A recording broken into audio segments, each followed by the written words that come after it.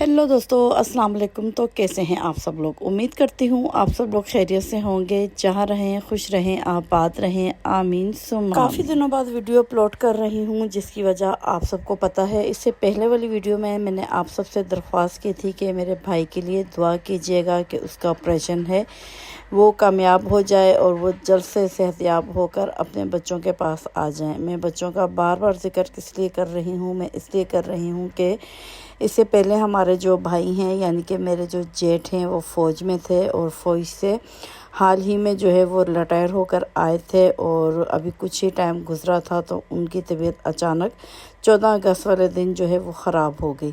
Hospital लेके गए। Hospital ले जाने के बाद डॉक्टरों ने उसके सारे जो नॉर्मल टेस्ट होते हैं वो किए, लेकिन वो तमाम के तमाम टेस्ट जो हैं वो बिल्कुल सही आए। और आखिर में जो है डॉक्टरों ने उनका एमआरआई किया, यानी कि दिमाग का एमआरआई किया, तो उसमें जो बीमारी सामने आई वो थी ब्रेन ट्यूमर, और वो भी लास्ट स्टेज। जैसे ही हमें ये ख़बर मिली तो यकीन करें हमारे पाँव के नीचे से ज़मीन ही निकल गई। और डॉक्टरों का कहना था कि फ़ौरन इसका ऑपरेशन करवा दें। अगर आप इसका ऑपरेशन नहीं करेंगे, लास्ट टाइम जब भी इनकी तबीयत ख़राब होगी, तो आप इसे हॉस्पिटल तक नहीं पहुंचा सकोगे और कुछ नहीं कह सकते कि ये तबीयत जो है अगले 2 घंटे बाद भी ख़राब हो सकती है, 2 दिन बाद भी, 2 हफ्तों बाद भी, और 2 साल भी लग सकते हैं। लेकिन आप फिर ज़हनी तौर पे तैयार रहना कि आप इसे हॉस्पिटल तक नहीं पहुंचा सकोगे। तो इससे बेहतर है कि आप इसका ऑपरेशन करवाओ और रिस्क लो, क्योंकि डॉक्टरों ने कहा था जब हम इसका ऑपरेशन कर लेंगे इसकी तकलीफ़ तो दूर हो जाएगी, लेकिन आप ज़हनी तौर पर किसी भी बैड न्यूज़ के लिए ज़हन को तैयार रखना, तैयार रहना कि ऑपरेशन के बाद भी जो है हम आपको कुछ बैड न्यूज़ सुना सकते हैं। फिर क्या था जी, फिर यकीन करें बहुत ही अजीब दिन जो है ना, ये 10-12 हम लोगों ने गुजारे कि मैं आप लोगों के साथ बयान ही नहीं कर सकती। फिर जी जहाँ तक हो सकता था कि अल्लाह का कलाम हर घर पे बहन भाइयों ने, बच्चों ने, जहाँ जहाँ तक अपने रिश्तेदार थे, सब ने अपने अपने घरों में जो है दुरूद तंजीना आयतुल करीमा का विर्द किया या सलामों का विर्द किया कि अल्लाह अपना करम करे और हमारे भाई का जो ऑपरेशन है वो कामयाब हो जाए।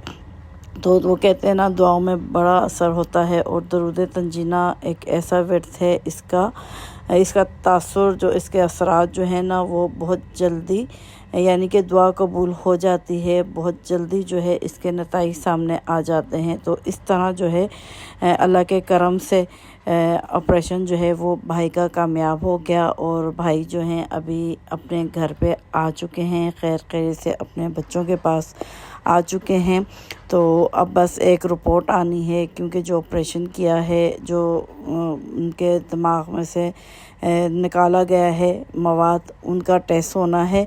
तो दुआ करें वो टेस्ट जो है वो भी अच्छा आ जाए, यानी ठीक आ जाए, कोई ख़तरे की बात ना हो। तो बस ये हम 1-2 बार उसे दोबारा हॉस्पिटल लेके गए हैं, तो डॉक्टर ने ओके तो कर दिया है, बस अब टांके खुलेंगे, उसके बाद इंशाल्लाह रिपोर्ट आएगी। जहाँ तक अल्लाह ने करम किया है, यहाँ तक सब कुछ अच्छा हुआ है, तो अल्लाह के हुक्म से आगे भी जो है वो सब कुछ अच्छा ही होगा।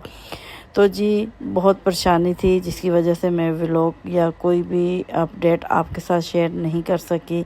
बस जल्दबाजी में एक छोटा सा क्लिप मैंने आप लोगों के साथ शेयर किया कि आप सब भी मेरी फैमिली का हिस्सा हो। जहाँ जहाँ तक मुझे देखा सुना जाए वो मेरे भाई के हक़ में दुआ करे। तो यकीनन आप सब ने भी दुआ की होगी, कमेंट में आमीन बोला है, तो आप सबका भी बहुत शुक्रिया। सब ने दुआएं की, दुआओं के लिए हाथ उठाया, तो अल्लाह ने वो दुआ जो है वो कबूल कर ली।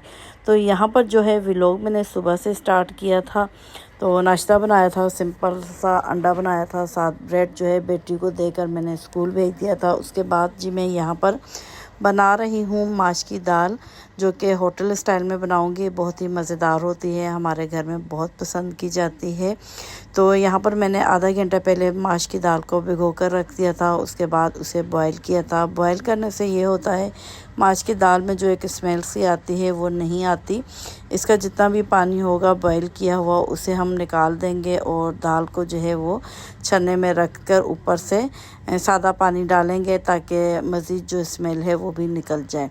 तो 80% हमने दाल को बॉयल करना है। उसके बाद जी पैन लेंगे, 1 कप उसमें कुकिंग ऑयल डालेंगे, एक अदद प्याज डाला था। प्याज को मैंने फ्राई करके निकाल लिया था। उसके बाद उसमें गरम ऑयल में भी लहसुन अदरक का पेस्ट डाला है, उसको फ्राई किया है। साथ में एक अदद टमाटर लिया था और साथ में जो है मैंने मसाले डाले थे। मसालों में मैंने डाला था कुटी हुई दरा मिर्च, नमक और साथ ही हरी मिर्चें पीस कर डाली थी, क्योंकि जब इसमें मज़ीद मैंने मसाले नहीं डाले जैसे कि हल्दी, पीसी हुई लाल मिर्चें, ये नहीं डालनी। ये डालने से इनका कलर चेंज हो जाता है, फिर पता ही नहीं चलता हमने माश की दाल बनाई है या फिर मूंग की दाल बनाई है।